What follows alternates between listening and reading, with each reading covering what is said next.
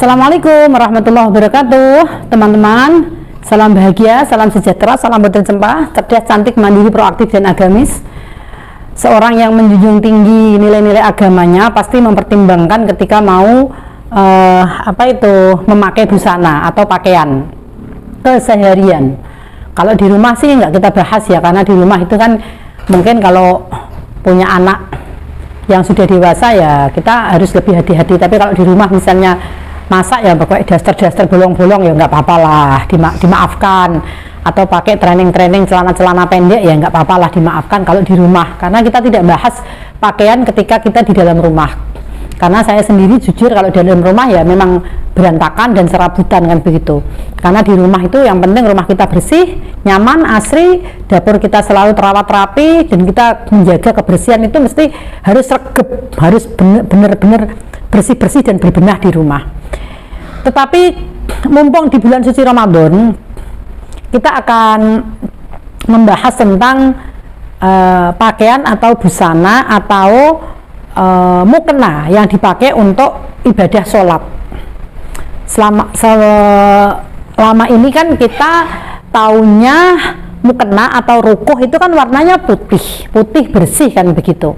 Tetapi di era perkembangan sekarang karena ada berbagai macam jenis mukena, yang sutra, yang batik, yang kemudian terusan atau kemudian potongan begitu. Kita akan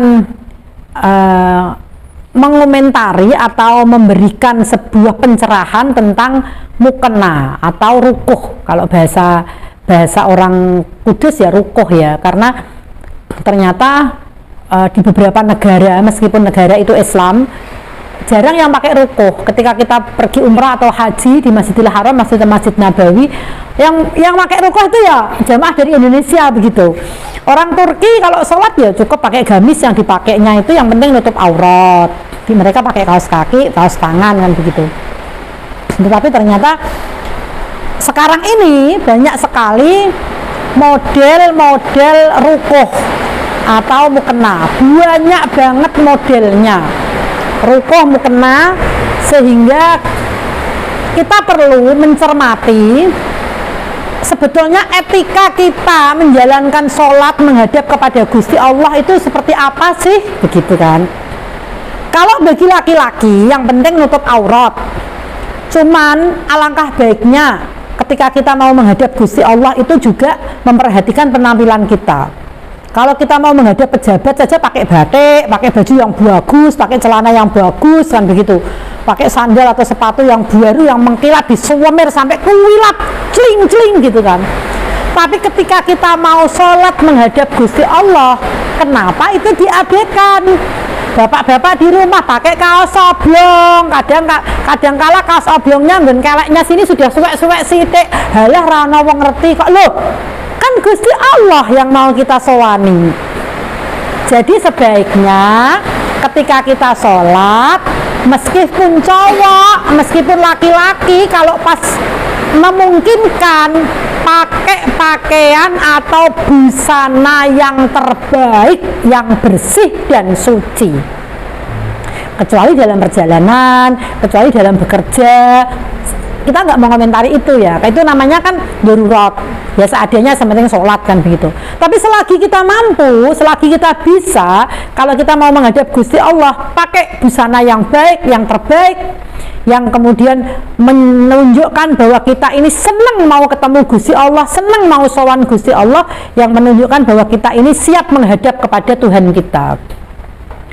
Yang perempuan sekarang, ketika kita memakai mukena atau rukuh, yang paling pas itu rukuh zaman dulu, warnanya polos dan terusan, bukan rukuh potongan. Rukuh terusan ya nanti ada itu rukuh terusan yang langsung dilajur kayak gamis begitu. Karena apa? Kalau rukuh terusan itu ketika kita takbir Allahu Akbar, sininya nggak kelihatan karena ini aurat. Sholat itu kan harus yang kelihatan hanya wajah dan kedua telapak tangan, yang lain kan harus ditutup. Tetapi kalau rukuh terusan, ketika kita Allahu Akbar, biasanya sininya kelihatan.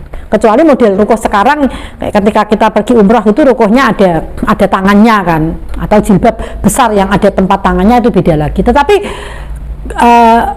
keluarga besar Putri Cempa lebih menyarankan untuk memakai rukoh terusan, karena kami juga ada punya rukoh yang kita bagikan kepada semua pendidik di Putri Cempa, itu rukoh terusan, warnanya polos, putih boleh, hitam boleh, biru boleh, hijau boleh, tapi polos. Kenapa harus warna polos? Ketika kita memakai rukoh yang bling-bling, dalam tanda petik banyak hiasan variasinya wis pokoknya mewah meriah begitu. Kemudian ketika kita sholat berjamaah, misalnya sholat Idul Fitri misalnya di lapangan, Allahu Akbar, ora khusuk eling Gusti Allah, malah ngetir rukohe, wah piye rukohe tanggaku, wah piye rukohe koncoku, gitu-gitu. Ini juga akan mengganggu kekhusyukan orang lain sholat. Jadi apalagi kalau misalnya ada lampunya kedip-kedip gituan rukohnya, waduh itu listriknya tekan dia misalnya. Jadi orang malah melalang buana pikirannya kemana-mana, tidak khusyuk menghadap Gusti Allah. Ini juga harus kita hindari. Jadi yang paling afdol beretika ketika menghadap kepada Gusti Allah adalah rapi, bersih, suci, tetapi tidak menimbulkan gangguan penglihatan kepada orang lain di sekitar kita, apalagi ketika kita mau sholat jamaah. Kalau kepengen pakai rukoh yang bling-bling, aku kepengen, ya sudah rukoh sholat di rumah sendirian di rumah menghadap pada Gusti Allah. Ya Gusti matur nuwun, aku punya rukoh yang harganya 10 juta, ya Allah matur nuwun, aku menghadap kepadamu ya Allah matur nuwun nikmatmu, rukoh ini harganya 100 juta misalnya, silahkan, nggak apa-apa. Tapi ketika dalam keramaian lebih dianjurkan memakai rukoh yang polos, terusan, yang penting bersih, suci, dan enak dipandang mata. Jadi bukan yang sobek, bukan yang itu, tapi masih bagus, polos, rukohnya terusan, untuk antisipasi supaya ketika takbir tangannya sini nggak kelihatan. Dan juga itu memang rukoh model dulu. Tetapi kalau misalnya nggak pakai rukoh, boleh nggak? Boleh dong. Kita pakai gamis. Di sini ada tangan tali untuk apa itu, kaos kaki atau headset itu kan untuk menutup jari-jari tangan kita juga bisa.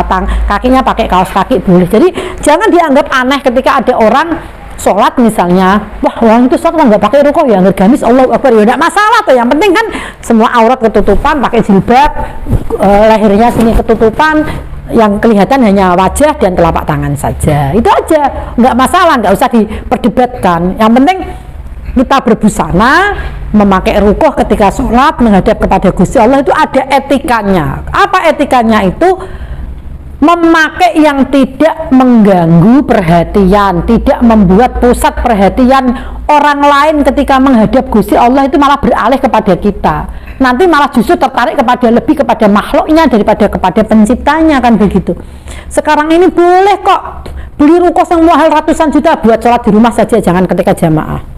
Ketika jamaah cenderung pamer, jadi cenderung pamer. Ketika kita sholat berjamaah bareng-bareng orang banyak, terus pakai rukoh yang mahal, terus kemudian Allahu Akbar, lihat satu masjid ini, satu musola ini nggak ada yang rukohnya lebih bagus daripada saya, paling bagus tetap rukoh saya. Terus apa gunanya? Manfaatnya apa gitu loh? Kita sayangkan kalau seperti itu. Dan Bu, nggak mungkin dong ada orang perasaan seperti itu. Hampir 80% punya perasaan begitu ketika memakai rukoh yang mahal dan harganya mehong. Itu tidak disarankan.